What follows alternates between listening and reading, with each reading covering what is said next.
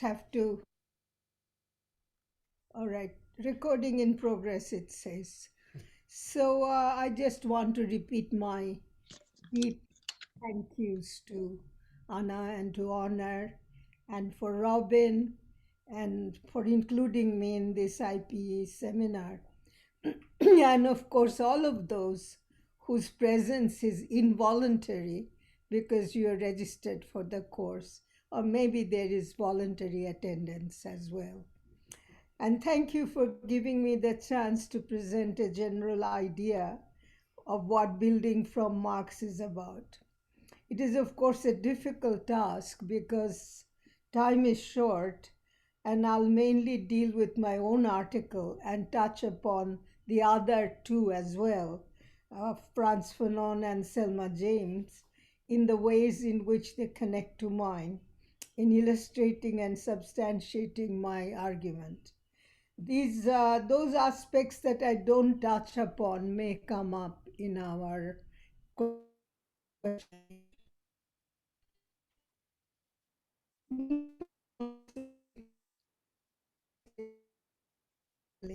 in 2005, 16 years ago. And I have not carefully reread it since then. The others are that you are reading are even older. So what could be gained by revisiting them now? How can they help to better grasp our present day dilemmas and predicaments? When I look back, I found that ideas of Fanon, James, and my own actually are still being developed because the reality, the social relations, cultures, and politics we spoke to keep on unrolling, tangling, and reversing all the way into our time. Speaking for myself, I was pleasantly surprised that the method of inquiry, the kind of knowledge I pursued then, connected to revolutionary social and self transformation, do still direct my search at the present period. If anything, my concerns have been both amplified and focused more on ways of doing communist politics. And I say communist because small and big C communism and Marxism have been in my life since my teenage. Understanding communism as both an intellectual and politically practical option, I'm facing a time when in India, communist parties are fast fading. But importantly, popular resistance has not ended. Though political parties of the left have declined, paradoxically, popular social movements have risen on general communist principles. How are we to relate to these social movements with projects of the left parties? In this regard, I think the US politics of the last some years have similar interesting features. There, the political structures are being pushed from below by relatively leaderless, passionate social movements. But as Gramsci would have said, people are holding the intelligentsia and political classes as hostages to their demands. Probably they are not as ready as people are. Building from Marx was written in an earlier stage of such thinking, and the essay on method in the essays on method in the ideological condition, for example, depict such a development. Outside the collection, two new articles serve as companion pieces of this piece, which I have written relatively more soon, more closer to our time. One is available. It's called Towards a Communist Revolution, Gender and Class in Capital, Volume 1, in an edition by Marcello Musto called Marxist Capital Under 150 Years. The other, The Factory and the Family as Spaces of Capital, is also edited by him in Rethinking Alternatives with Marx. Now, it's interesting that one's interest only deepens and doesn't fade as time goes by because time is always forcing us to look in new directions. But now, going back to building from Marx and roughly following the logic of essay with the above questions, we have to ask our own question now. How should we put together a method of social inquiry that can respond to the vital necessity of changing the world, the 1% and the 99% world in which we live? How connect larger political projects against neoliberal capitalism with ongoing social movements? After all, this world that we live in is not natural or a testament of human condition. It was socially made and must so be unmade, and tacitly, the majority of people in the world share this sentiment. The argument of the essay is articulated upon the premise of the social, not in a theoretical sense, but in an everyday sense, as we daily live without analyzing social relations, practices, and ideas at every step that we take. As Marx said, we begin from real people.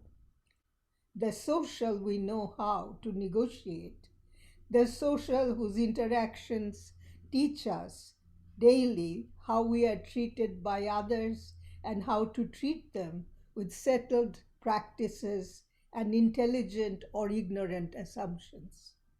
As experiencing subjects, we feel the same active knowing aspects of society as power. This social, then, is a whole formation. Of course, it is true that the texture of this world is complicated. Events, practices, and experiences are far flung. Here is not there, but someone's there is someone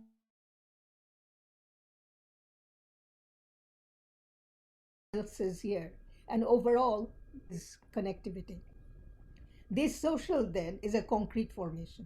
Another term which is key to my text. What is concrete supposed to mean?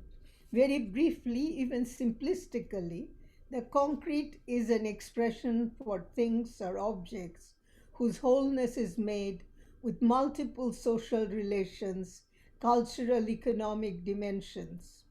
It makes a formation what it is. It is the thisness of a perceivable object, though not always perceived by us in its multidimensionality or existence in relation to others. The word object here contains an unexpressed subjective drive as attributed to a social formation. As Marx says in Grundrisse, and I quote, the concrete is a convergence of many determinations of identifiable or unidentified forces and features. The two concepts, the social and the concrete, often serve as synonymous and indicate a relational, activated, and acted upon formation. An example of the concreteness of a social object is felt when the idea of a certain type of person presents itself to the onlooker's mind.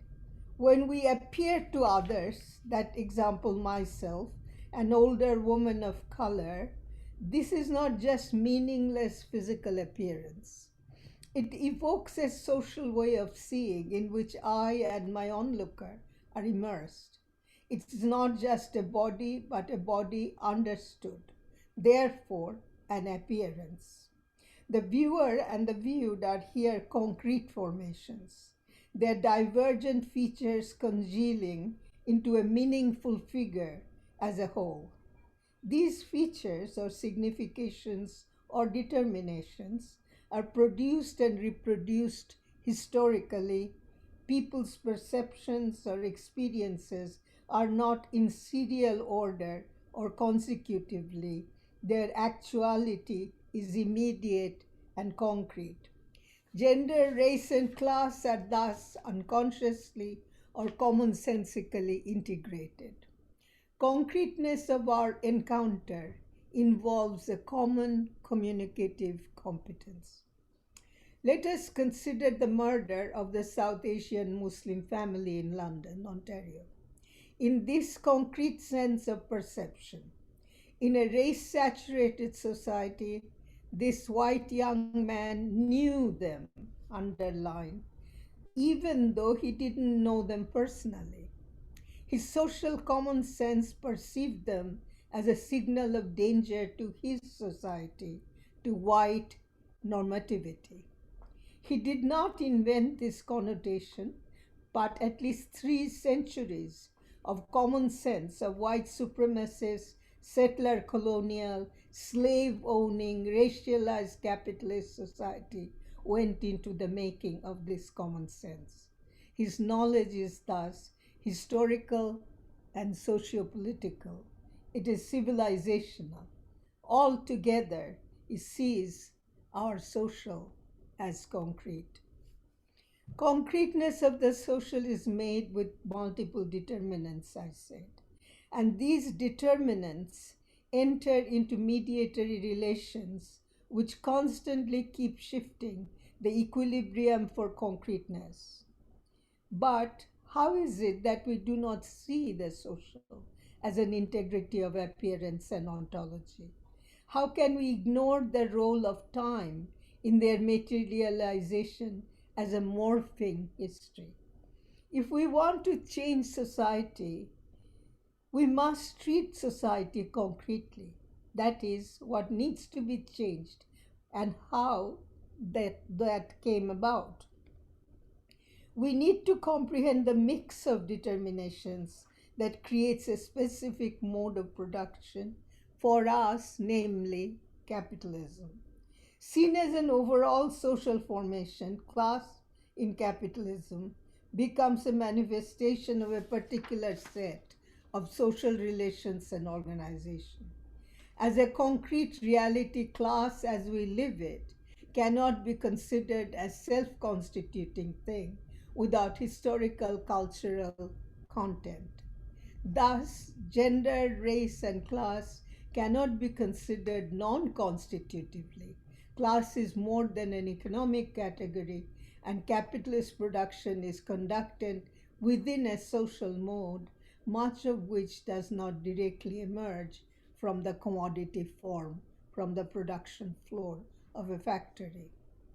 Here we need to accept that class and capital are power relations, and they show power between the producer and the appropriator of surplus that pre existed capitalism, as also did gender patriarchy. Race, also as an oppressive, dehumanizing difference, especially in labor, pre existed and removed their moral valence as fully human. Class became a general social practice, wage labor, thanks to the combination of violent primitive accumulation and the pre existing practices of slavery, bonded, indentured, or self labor. The market too pre existed with money, but in capitalism, they became the main doors for accession of all necessities of life. The issue of determinations implied in the formation of concreteness shifts to the question of difference. Though I'm talking about a constitutive space or relation, it is a question of difference that is most important for us. It can be argued, perhaps, that the idea of the concrete as a unity of multiple determinations, as these determinations in their mediations are rendered homogenized forces or sources, would not be the right assumption for us to have. As in fact, the formative moment of the concrete could not be achieved if there were no difference, but all elements of the social relations were horizontal or of the same and similar nature. Of course, there are different kinds of differences. Ones which are mere diversity, a passive array of multiplicity, and those that are in a dynamic, active relation to each other. They feed into each other, these active, dynamic ones, and call for formative changes to texture the overall social fabric, where the threads run in opposite directions. It is such a problematic of mediation that Selma James and others, such as Maria Rosa Dalla Costa, Silvia Federici, and so on, spoke about. In reading James's text, we see that she is revealing the actual formation of capital by showing its absolute dependence for social production on biological, physical, everyday, daily social reproduction. The family form undergirds that of the factories, and that difference itself is essential to the system as a whole, which appears to be value neutral contract on the surface. By establishing a difference between wage labor and housework, the capitalist mode of production runs smoothly and profitably. This is the issue which is now being inquired into and further developed in the social reproduction feminist theories. Differences, however, can form clusters. Like has an affinity with like. Differences that signify powerlessness and oppression and erasure of humanity coalesce against those signifying power. A most important power is the right of naming others, as God does his creatures in the Bible. This signifies an actual control of life processes, of many by a few. This is part of a total hegemonic process for the colonizer or the slave owner. In the essay Unveiling Algeria, Fanon speaks to this. Here, difference is weaponized to the ability of penetrating the core of the colonized society. Fanon allegorizes this through the act of unveiling.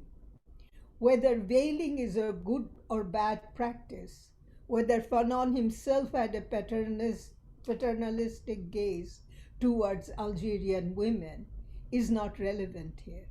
What is important for us is how this type of difference fuels the project for a subjugated cosmology regulating the social life of others. So we can understand that race is born of such a difference. It emerges in the process of ruling, oppressing, and exploiting. As such, race is in the eye of the beholder. It is not what people themselves initiate.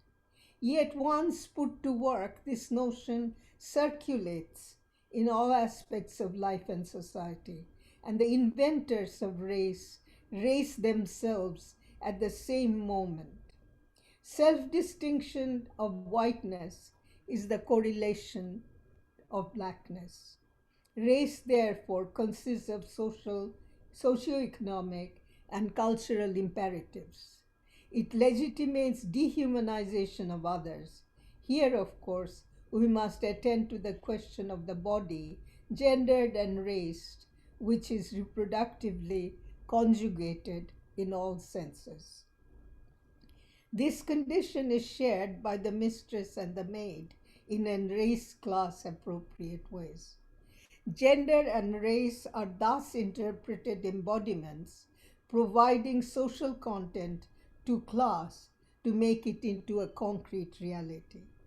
Where slavery is not direct, colonization with plantations, etc., interpret the colonized society in civilizational terms, sometimes, as Fanon shows, employing the sexist rescue myth to seek hegemonic control. The harem, as Malik Albullah shows, is a site for projection of colonial masculine libido. In our own yard, the question of hijab, the core of Islamophobia, control of Afghan women's body, launched 1,000 warplanes on Afghanistan and social legislations on religious symbols in Quebec or attacks on mosques. The state and white civil society united in the same colonial control. They felt the fury of the French colon in being denied the right to break open a society's harem or inside at will. This concrete approach is a formational one, where the unity is a constellation of difference, not their suppression. The adjunctive meaning of these differences are socio-historical because many of them have pre-existed the rise of capitalism by millennia.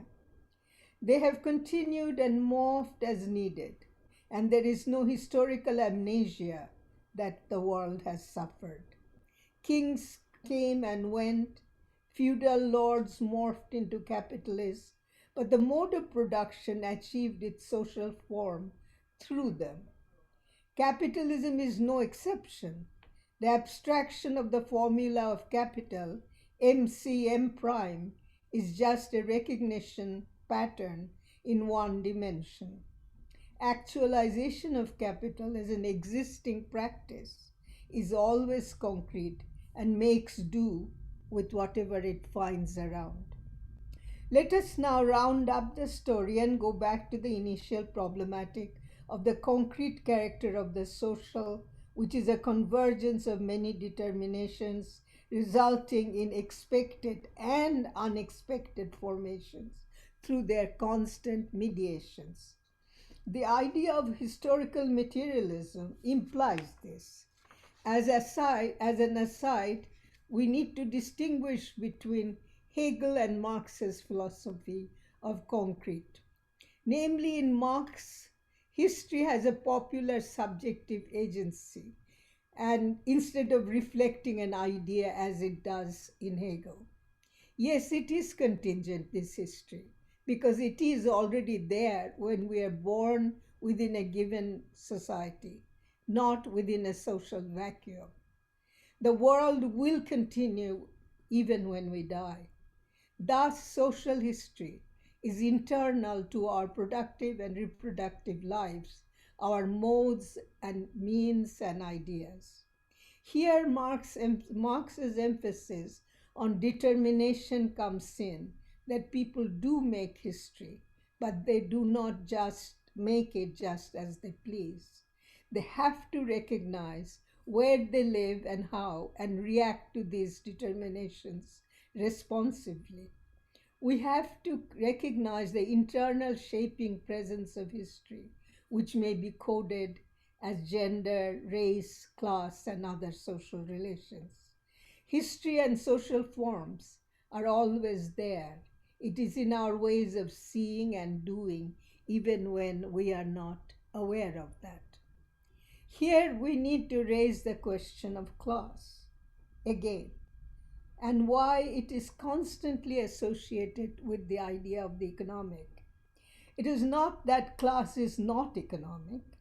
It captures the reproductive cycle of capital, but as a one issue category, as an economic singularity, it is not operational. It needs a social content in order to be realized. It is through different social processes that impacts and experiences on and of people, their accompanying forms of consciousness, that workings of class become concrete. The economy happens within and as the social, implicating previous and current productive, consuming, and circulatory practices. Thus, why capital has to have a local, that is why capital has to have a local as well as an extra local character. While all forms of capitalism have specific historical, sociological character, the bare bones abstraction of their basic schema are the same, but equally capital has uneven and distinct characteristics because it is terrain dependent. Though an abstract organization at levels of exchange value and circulation, it needs still to articulate modes from current and previous ones. Patriarchy, slavery, bondage, and other non monetized forms of labor can easily become the elementary supply chain of the commodity form. Now we need to turn to the question why the social doesn't appear to us as concrete, but as a diverse, segmented fact, uh, fragments. A very important reason lies in how we think about the world. The type of social knowledge we rely on, a version of social thinking that Marx called ideology. And here I have to repeat again that all ideas are not ideology, though ideology consists of ideas. Now, ideology is a binary form of thinking which separates consciousness from life. The economic can be termed as base, from culture, which can be termed as superstructure. Raymond Williams has an excellent discussion on this topic in Marxism and Literature. This disarticulation between base and superstructure is found in ideology's serialization of race, gender, and class as three strands that interweave. Now, for the purpose of theorization, we may use these terms as distinct categories and interweave them, but we must not forget that they are not self standing, and the social within which we live and we have to work with is multidimensional. This reading habit I will name as ideological or one sided one. For almost 2 centuries, we have read the social as a political economy. Marxists and anti Marxists both subscribe to an economistic and binary reading of existential and intellectual endeavors. The piece of Marx, written in 1859, the critique of political economy that is being included here in your syllabus, offers a scope for doing that. But it is only a very small part of Marx's opus and is followed by other things before and after. Their overall thrust the overall thrust of Marx's opus is not thus. There is also an organizational aspect for the erasure of the concreteness of the social because it ramifies through vast areas of space and lengths of time. Space here is not only a geographical matter, but one created by activities of capitalist expansion. Thus, homes and factories, the birth and journey of the commodity, changing forms and values of labor are all implicated in the formation. The lived time, that is, experience time of commodity production, also needs to be taken into account. The more far flung capital is, the more complex in its division of labor and mechanization, elaborating in political and social institutions, the more difficult it is to only rely on our individual faculty of perception to capture the social concreteness. Through its meshes of workings of difference, we cannot see the concrete whole just at a glance. This is where social mapping, intellectual work, analysis, and critique come to our aid. As we delve deeper, we see that this vast system is moored in the humble lives and daily labor performed by ordinary human beings, involving all their sensuous and practical capacities. Capital Volume 1 discusses this organizational aspect for creating visibility and invisibility and the consequent emergence and the effects of commodity fetishism. This fetishistic conception of the social creates a reificatory gaze. and that results in isolating complex social determination from its creative activities and ideas. Thus, the categories of race, gender, and class lose their constitutive character. This appearance of a self sustaining and independent category would not endure, though, through a critical scrutiny. Further, and I think that is where I'm going to end now. And I think in the Q&A we can deal with some questions I have raised but I have not answered. Thank you.